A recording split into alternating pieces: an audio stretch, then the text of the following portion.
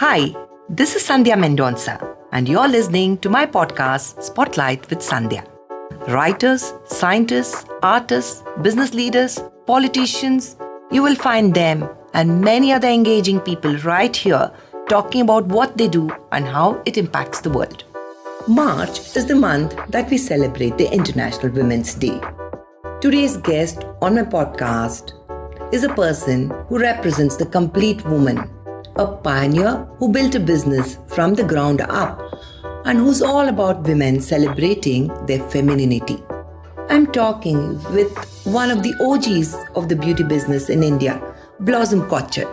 She's the founder of the Aroma Magic brand and has written 3 books on skincare, beauty, and aromatherapy.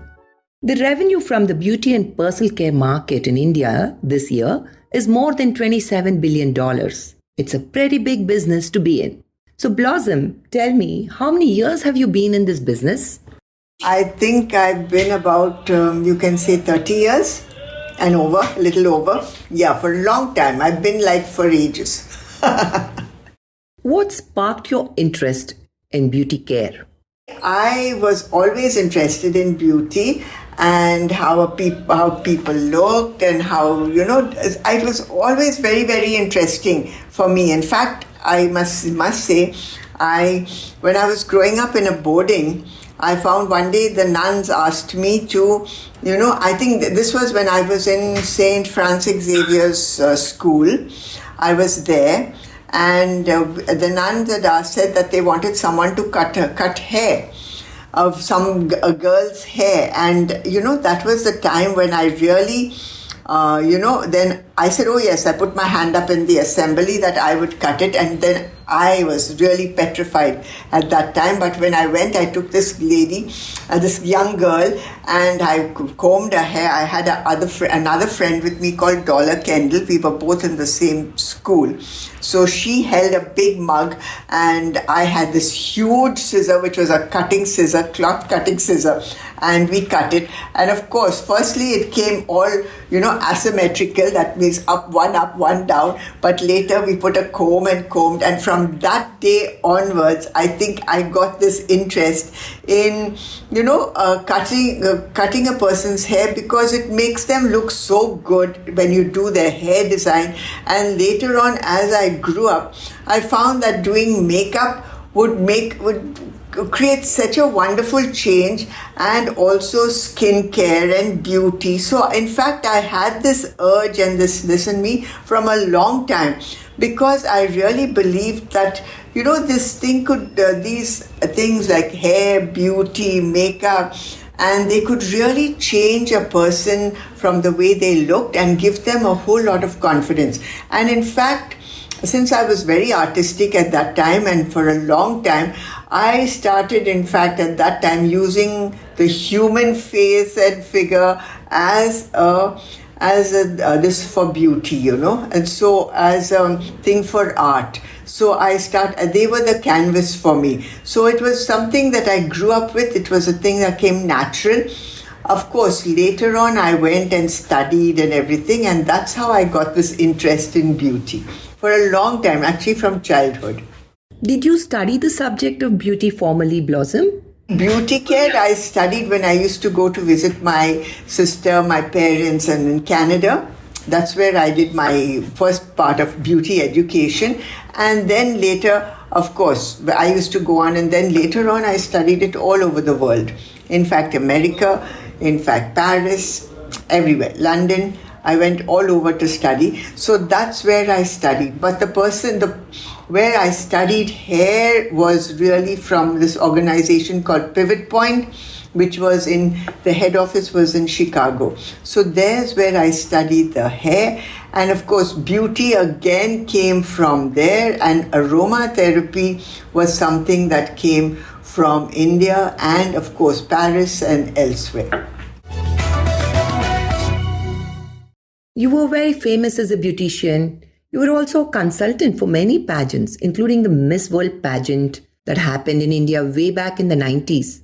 Is that when you launched your own line of beauty products? Now that was really fantastic. We had this team of ours, which consisted of a huge team from people from all over, were really good at makeup and hair, and we looked after the whole 90 contestants from all over the world, and that is where I launched the product. The beauty products called Blossom Kochhar, Aroma Magic, and it was based on aromatherapy. That's where I launched it with each of these girls, and I found that we had this oil called Happiness, which was a blend actually of all the different roses and orange and mandarin, and they used to keep coming down and saying, can we have some happiness, can we have some happiness? So we used to give them this oil which really used to help them, and of course they used all the products, which was really wonderful. So it was actually a launch for my products, and I knew that these products really helped everyone, not only to look good, but they also started feeling good, which was very, very important. You were doing hair, you were doing makeup. What sparked your interest in aromatherapy, Blossom? Now, aromatherapy was, in fact, when I had first set up in Wellington, my husband was in the army, and he was posted there, and that's where I first I started this salon over there. And I remember I used to make these cosmetics for my clients, make them, and for each one had a different one. And then I used to use these pure essential oils also in these cosmetics, because the cosmetics were absolutely natural.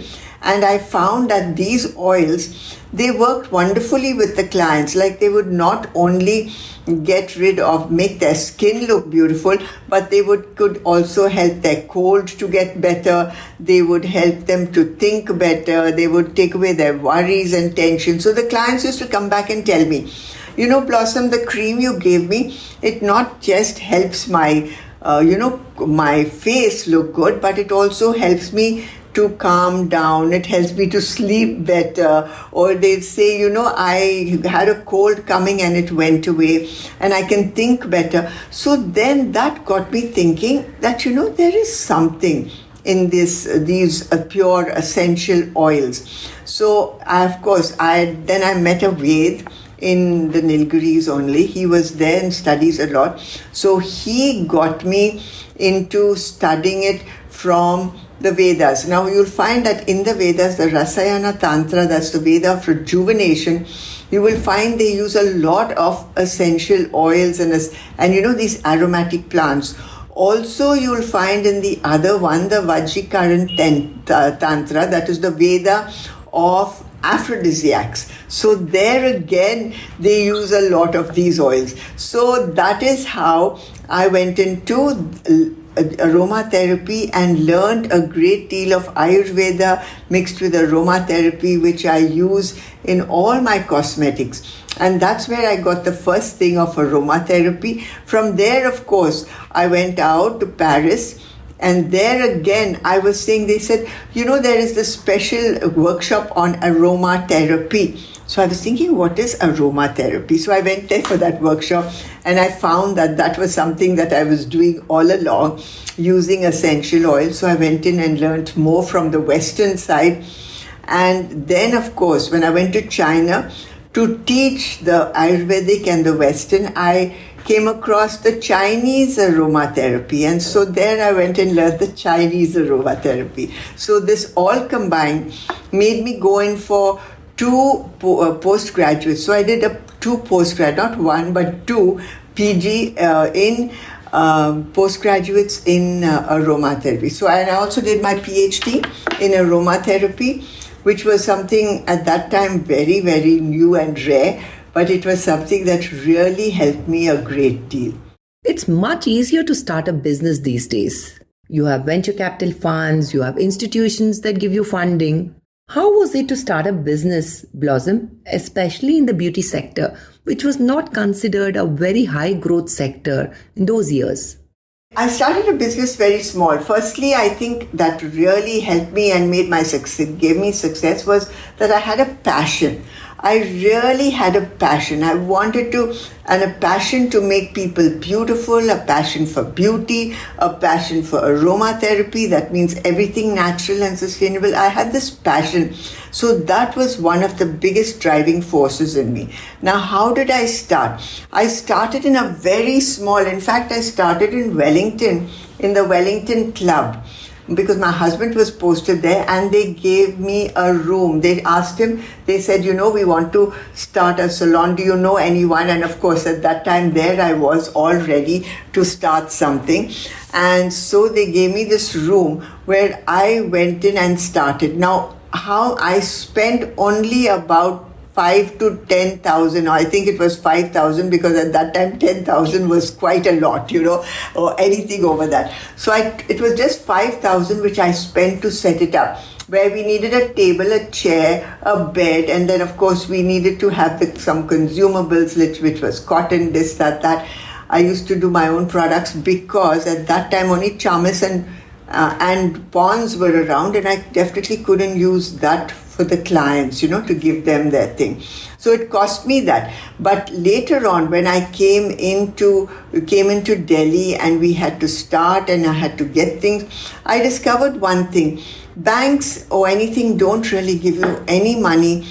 At that time, they never used to give, there was no loans, there was no capital, there was nothing. So we had to really do it and work it ourselves. So that is really how I started small, went into it and increased, and each time I made money, I kept putting it into it, and that is how we built it, and it came up into Touchwood, and I must say, that God's grace, it came to what it is.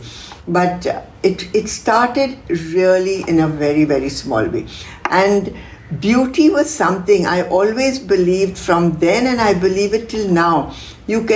Money can be, the economy can be really low in the world, but beauty is something everybody wants. They want to look good, they want to have a lipstick, they need to have certain things done. So beauty is a industry that can never go down.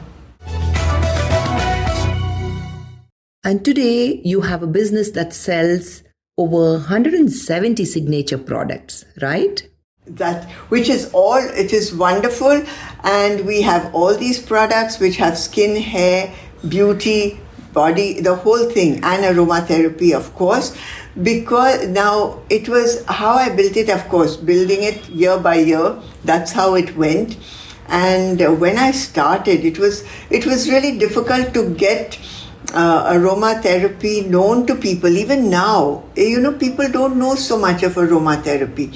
So I had to keep on giving them lectures and telling them about it. And, education played a very big part in this, in establishing my whole business. And I discovered another thing, that I was very good at, we had to know how to look after a person's skin. So it was cleansing, toning, moisturizing. And then I realized that we have different skins. So we had to go according to each type of skin. Then they had to use different products, and I discovered that the more natural you are, the more going back to nature, the more the aromatherapy that was, because it works on your body, mind, and emotions. And so that's how it went to you. So each thing has a different. So that is how I went into these products. And of course, it grew year by year, and it's still growing, because the season, the time, everything, it helps. It really has to, it needs different things. And now COVID has come, now it has a different kind of product. We need more wellness products. So that is how I started growing, and it started, getting going, the product. There's a lot of mentorship available for entrepreneurs in current times. There are also many courses that one can take up to learn how to grow a business or how to give it a boost at any stage. How did you go about building your business, Blossom? Did you also do any such course, or was it your natural instinct? Of course, a course on how to do business, no. It was a different kind. I did a college education in arts, nothing to do with, nothing to do with anything of this business or anything. It was literature was my main subject. And so it was really by experience, by, trial and error. And it was knowing people and knowing what they want. In fact, I always believed in this. If it's good for you, it could be good for them. So you've got to find out what is needed, what was wanted. So that is how it really went through. For business, it was that mainly I had a passion, which is very important for business. The next thing, I never gave up. Whatever thing you decide, if I wanted to do something, I just went ahead, whatever it was, to go ahead and do it. So never give up, because I always believed in one thing, that if you give up, sometimes you may be giving up just at the time when the business or anything could just take a turn for the better. So never give up. And people, they are really something. That's why till today I love people, and I love going and talking to them and telling them things, because they're the ones are your teachers, and they will tell you what is good and what is not good and what do they want. So it was, what do they want? What did they need to look better? What was their mindset like? Because that is really something that helped me then and helps me now. So people, what they need, and the main thing was, this business of mine was not by mind and heart, it was by heart and mind. So it was what I loved and what they loved. So that is how I worked it. And now the second and third generation of your family are also involved in the business, right? Your daughter and your grandson are also very much part of the business now. Now, of course, it is wonderful that my husband also joined me and helped me a great deal. It was very important. And my children, how did they get it? Samantha, in fact, she was my only child. So whenever I had to go abroad or anything, either my husband would have to take leave to look after her, or I had to take her with me. And so that is how she started at a very young age. I think when she was a kid, she used to, see me doing waxing and other things. So she used to also try it out. They used to take these dummies and cut their hair. Terrible cuts, but they used to give the cuts. So that is how she did it. And of course, when I went abroad, in fact, she was the youngest teacher. She was at the age of 15. She learned from the age of 13, and at the age of 15, because she used to learn in her holidays, she also used to teach a class of grown-up men and women in Chicago, and she was very good at it. And in fact, she was very good. She was artistic, and she's excellent in hair and makeup.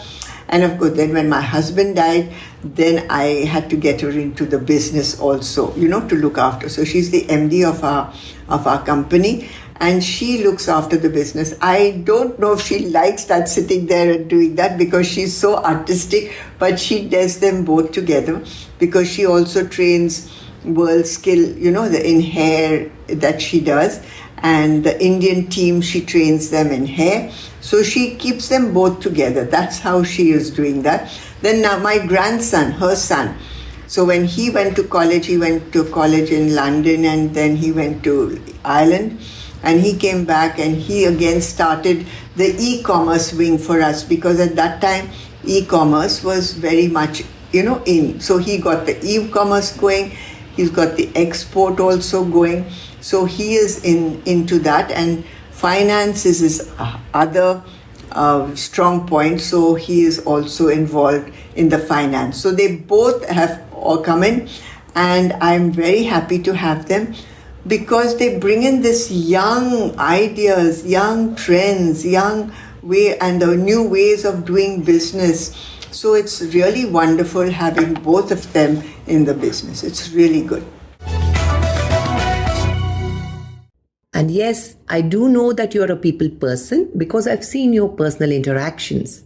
You have such a sense of warmth. Blossom, I want to ask you about the fixation that all Indians have about a fair complexion.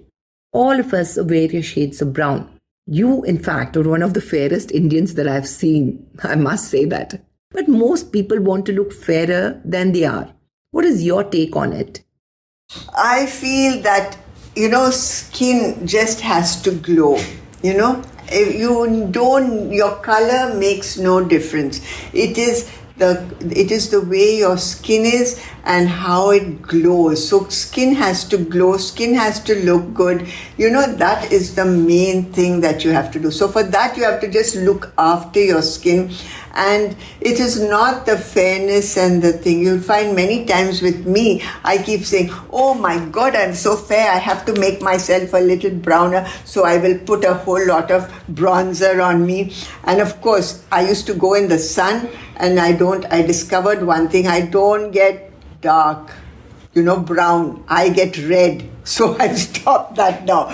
So it is not the fairness or the brownness. It is just your skin, and you've got to make it glow, and your complexion has to look good and shiny and glowing. And which will, if we follow a good diet, and if we drink a lot of water. That is one thing I feel a lot of people are neglecting: drinking water. They have to drink a lot of water. That's 8 to 10 glasses a day, which is very, very important. And you can just sip the water, you don't need to drink it. And then eat a lot of vegetables and fruits so that you get enough minerals and vitamins into your body, which is important. Of course, protein again is an important thing for the skin, which we have to do. And so this is really what is needed, not necessarily a fair skin. I think I heard you say at a recent event that beauty is more than just physical beauty. It's about being put together as a whole person. So who, according to you, is a very well-groomed person? And I'm talking about all genders. Actually, it is not. In fact, there's a lot of well-groomed people around, I can say, women and men, they all. But it should be like from head to toe. It should be, if they have, what is this grooming? It's like when you just say you take a diamond, the diamond is raw. But if you shine it and polish it, what happens? So that is really what this grooming does. And it has to do with that air of confidence. It gives you that air of confidence. It has nothing to do with beautiful face and features and anything. It means it has to be a holistic kind of a thing, that really will give you that air of confidence, and that will make you, in fact, a person where kindness shows out of their eyes. Like even when we do the Miss India, the Femina for the Miss India, you will find those who really win. You can see their whole persona from inside coming out. They're beautiful inside and out, and that is really what is a well-groomed person. And you'll find in every walk of life, you're going to find a well-groomed person. Also, cleanliness and their cleanliness and neatness, and how they look and how they carry themselves. That makes a big difference in grooming. That's what I've known. Would you say that there is a lot of spiritual element in what you do? And from what you said just now, would you say that one has to take a holistic view of success in life and success in business? Absolutely holistic view. So it's a body, mind and spirit kind of a thing. It has to be. So it's body, mind, spirit, emotions, the whole thing going together. And that is why I love aromatherapy, because it works on the body, mind, spirit and emotions. So that is really what is a well-groomed person. You can't have a well-groomed person who's an angry person, who's jealous and unkind and passing rude remarks. No, that doesn't really work, Blossom, you radiate this sense of wonderful peace, confidence, poise, and kindness. How do you do it? That's a very difficult question. I think maybe because I exercise and I yoga and I do breathing. Breathing is a very important part, and of course meditation. to a certain extent. I do meditate, but not for a very long time, It's just a very small, like 15, 20 minutes. Praying is one part of it, Reiki, praying. So all these, they really, I think, help me to be how I am and to, I don't know, that's really, and maybe another thing is I feel happy. That is one of the other things. It's been such a pleasure listening to you, Blossom. Thank you so much for coming on to this podcast. I think that what you've said is going to add so much value to our lives. These are the key takeaways for me from our conversation. Seize opportunities that come your way. Never give up. Look good, feel good, and be good. Thank you. It's really been wonderful talking to you, Sandhya. Thank you so very much. And it was wonderful meeting you also. Honestly, lovely, lovely person. Thank you. Thank you, Blossom, for those kind words. And to our listeners, I hope you enjoyed this episode of Spotlight with Sandhya as much as I did. Do subscribe to the podcast. I would love to hear from you. The links are in the bio. I'll be back soon with another interesting guest. Until then, take care.